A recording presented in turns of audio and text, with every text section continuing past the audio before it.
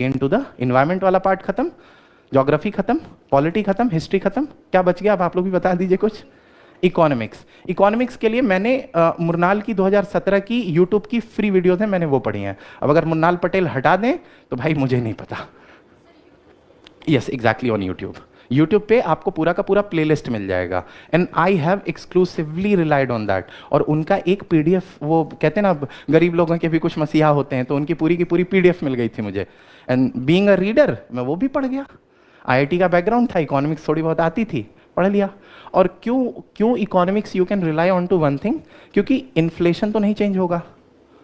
Inflation तो यही है ना भाई, डिमांड बढ़ेगा या सप्लाई कम हो जाएगी तो भाई यू कैन सी इन्फ्लेशन। यही लॉजिक तो यही है, सिंपल लॉजिक। हाँ कुछ कुछ नई चीज़ें आ सकती हैं, जैसे के curve. some sectors of the economy are on the boom, some sectors are going down. So now new theorists or the economists like Amartya Sen and all, they'll devise some new curve. भाई ये के हो गया, क्यों?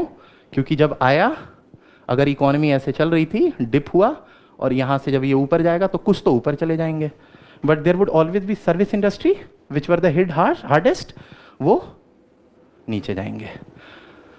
अब किसी शायद वो कहते हैं ना, आज ही मुझे एक बुक मिली है सर से which is called creative confidence. तो मुझे लगता है उस इकोनॉमिस्ट ने क्रिएटिव कॉन्फिडेंस लिया होगा और यहाँ से ऐसे एक लाइन मार के कहा होगा दिस इज कॉल्ड के curve. I am making an assumption, I may be wrong. तो ये कॉन्सेप्ट्स तो वक्त के साथ बदलते रहेंगे, लेकिन इन्फ्लेशन तो चेंज नहीं होगा। 1992 में जो हमारा बैलेंस ऑफ पेमेंट क्राइसिस होता है वो तो नहीं आप बदल दोगे ना।